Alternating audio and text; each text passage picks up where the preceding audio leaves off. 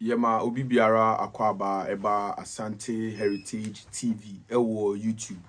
Midin ede edusei. Mefa Asante Heritage TV afidi kesiye so na mabo ramen chef kesiye na mehira de oti krowi ene krawi ene bra ngoma so na se tu abibio kuntin kantan boho mekire santimai wura one na akonadu yi adom eye na Asante hima mefa afidi kesiye so de enhira sonko ama wono maburu na maboshi akwa Asankare akwochia me maame na abena achirewa mechire na Asankare mahima one nana no matena nkonwa ewo Asankare maimu enyina na mafa Asante Heritage TV afidi kese so e de enchia sonko ama nana yaw osupanyi abebio mechire kwa abere wawase ehene ono anso na ye Otumfour echem ehene me de enchia sonko be fa afidi kese so ama no a eburu na me ma me remfri bafo kwaku amwaten a weja achehene one ne nuanom na amensa bonsu na akase hene ene nana kwabena inti meche nana abodon hene me de encha sonko ebefa Asante Heritage TV afidi kese so ama enfuya eburu Ashanti Green Initiative.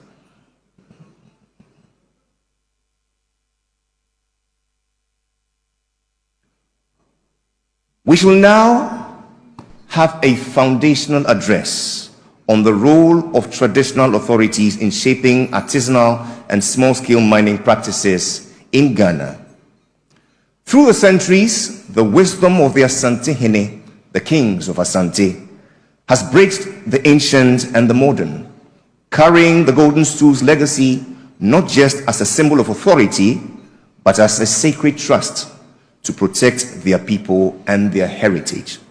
As a visionary leader, unifier, and steadfast guardian of sustainable progress, the 16th and current Asante Hene and current occupant, of the Golden Stool, has long championed responsible stewardship of Ghana's mineral wealth in its domain as custodian of the wealth of his people, balancing tradition with innovation, ensuring that her lands flourish while the communities thrive.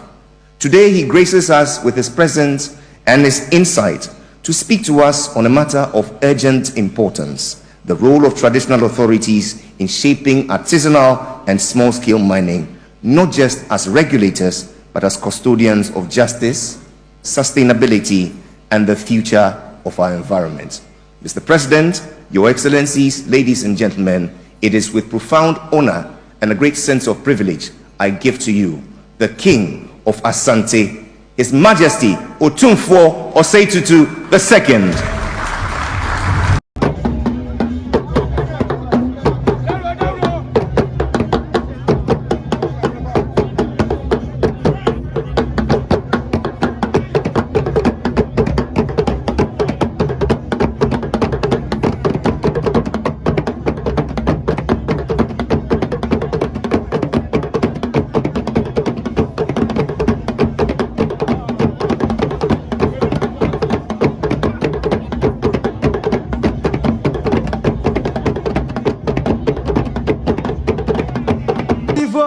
Guasio, Krasantina Jue, Kasangen. Wasaji Fogunya Guasio, Krasantina Jue, Kasangen. Potaquine Case, Crobiane, Kasangen. Potaquine Case, Crobiane, Kasangen. Mema Crobia, Irifia, Romani Kotokungen. Mema Crobia, Irifia, Romani Kotokungen. Asante Chantrochmo, Champon, Fuming. Asante Chantrochmo, Champon, Fuming. Asante Sebo, Smanditin. Asante Sebo, Smanditin. Crobia Santina Jue, Kasangen. Crobia Santina Jue, Kasangen. Sertiche, Modin, Yavisio. Sertiche, Modin, Yavisio. Why never said you so, Supini, Akabakuma Sika Pomano? Why never said Sabian Kobe? Blagua Bacana ne Flampo, Damni Ferrisi. Blagua Bacana ne Flampo, Damni Ferrisi. Mema Jabindo da Quayadungen. Mema Jabindo da Quayadungen. Yadom Nania Diacobo, Tato, Champon, Fungen. Yadom Nania dia kubojota tochbo champion fungen. Oto sika sama na ejija kungen. Oto sika sama na ejija kungen. Ejakwe bo banko nyom flewa. Ejakwe bo banko jom frewo. Hina frewe frampo domnifa o. Hina frewe frampo domnifa o. Se tutue mi modi nwa bisio. Se tutue mi modi nwa bisio. Wan ne benya second nchire bo achi dankwa ne se wan pim sika poba no. Wan ne benya second nchire bo achi dankwa ne se wan pim sika poba no. Se tutue mi modi nwa bisio.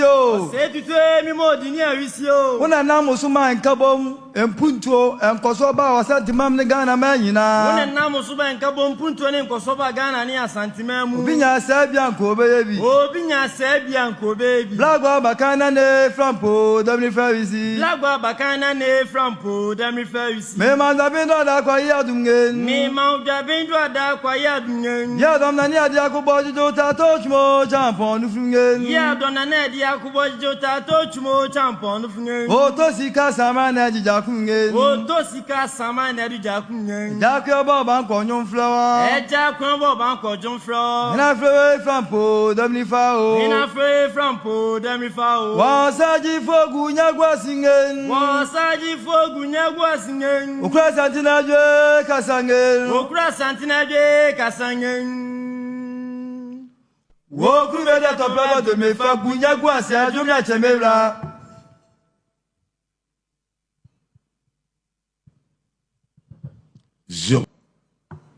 Thank you, Excellency the President, for allowing me to be the President of Ghana for the next 30 minutes or so. Thank you very much for the honor. My son, who is organizing this mining in motion, was trained by his uncle Sesam Jonah and his brother Ibrahim Mahama. So they trained him, looked after his school and everything, and then I see the reason why he's into mining is that Ibrahim influenced him. Your Excellency, we are deeply honored to welcome this august audience and thank each one of you for traveling from far and near to join us in this very exciting exercise. At the very outset, we count our blessings in the privilege of sharing this moment under the very distinguished patronage of the President of the Republic, Your Excellency John Dramani Mahama. It is a source of immense pride to recount the amount of time and effort the President has invested personally in encouraging our preparation for this summit. And it is only right that we acknowledge and pay tribute to the energy, creativity, and insight with which he has begun the task of resetting the agenda for the economic regeneration of our country. We wish you every success, Mr. President.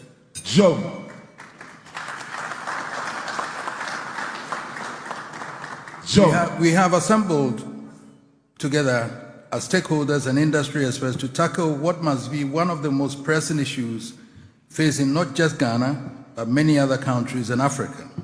Namely, how to guide the critically important mining sector moving in a direction which allows us to curb its negative effects while maximizing benefits. It is an awesome feeling to be able to assemble such a glitter of global power, knowledge, and expertise. It is a testimony to the fact that the issue at hand is not only of concern to Ghana or even the continent of Africa, but it is of equal concern to the world at large. This explains the collaboration of the World Bank, the World Gold Council, the African Free Continental Trade Organization, the London Gold Bullion Association, the Dubai Group, and other international institutions in this summit. We are most grateful to all those who have made this possible.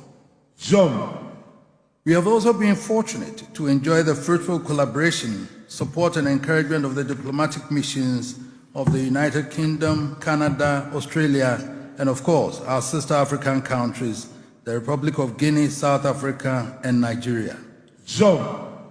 We are particularly proud to welcome the delegation also from Guinea, whose presence underscores the level of importance this must be to the continent of Africa.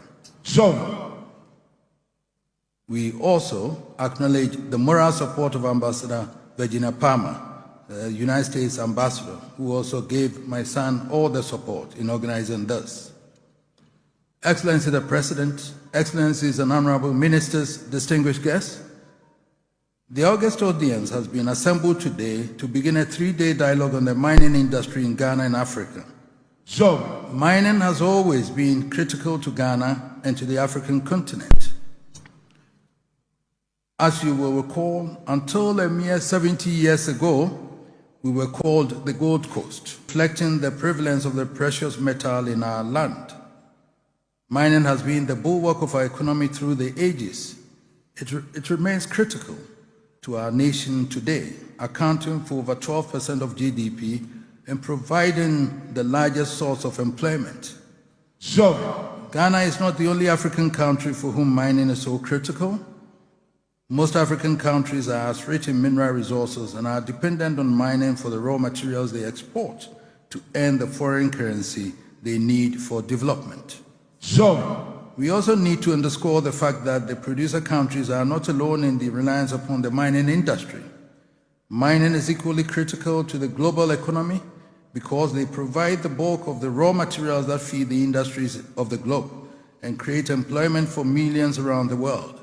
So, it is the reason the global market has to be concerned with any developments that threaten to impact negatively on the industry. So, the universal concern about the impact of illicit mining on the environment in Ghana is therefore welcome. The pollution of our water bodies, the destruction of our forest space, and the degradation of our virgin lands cannot be allowed to continue unchecked. So, they exacerbate the destruction of our environment and multiply our vulnerability to the effects of climate change. So, it cannot be denied that a cocktail of regulatory failures, political miscalculations, and corruption have combined to make the task of curbing the menace more challenging, but which is insoluble. We have an opportunity to calmly dissect the policy options and tools available to deal with the problem. So, I feel sure it is within the capacity of this gathering of industry experts, end users and policymakers to fashion our solutions that work for the good of the nation. Yeah. I feel obliged, however, to call for a sense of perspective. The mining industry has had its challenges in recent years, symbolized more forcibly by the near collapse of Anglo-Gold Ashanti in Obuasi, but Obuasi is back on track and overall the industry to me is in robust health. So, almost all our major companies are improving on their performance. The emergence of the new Gold Board is a creative initiative with new horizons for the industry, increasing the raising prospects for more investments and higher yields. As I'm sure we will hear from the Minister for Lands, who will be speaking later, the outlook for the future is truly great, with increasing evidence of the presence of some of the new critical minerals the world needs to drive the new green economy. So, unfortunately, we are in danger of diverting our attention from the bright prospects ahead onto the avoidable pitfalls of illicit mining. For the sake of the nation, please, let us hold our nerves and allow ourselves to unwittingly obstruct the path to an even more robust industry. So, since we began preparations for the summit, the world has gone a seismic change. No matter the perspective from which one may view the consternations in the geopolitical environment, the impact on Africa, on individual countries as well as the entire continent, is profound and irresistible. It injects a new urgency to the challenges we are trying to address. The clear, unambiguous message I glean from the new era is that Africa must chart a new path towards the last quarter of the first century of our post-colonial experience. The record of our first half century of independence has been unremarkable, to say the least. And no matter how we seek to justify our failings, the point is that we cannot persist with failure into the last quarter of the century. The world is telling us that it is crunch time for our beloved continent. Crunch time for every African nation, from east to west, north to south, to position ourselves for a new approach to the development of the continent. Fortunately, Leaders like President Mahama have emerged with a vision fully aligned with what would be the best interest of the continent. Depressing. Sure. It is depressing because the destructive effects are so obvious it beggars belief that there should be any pullback on efforts to combat them. Sure. And it is depressing because there are alternatives in the acknowledged best practices that offer greater benefits to the affected communities. Sure. Probably the most costly effect of illicit mining to me is the distraction from the real challenge we face, which is how we maximize the benefits of our noble heritage.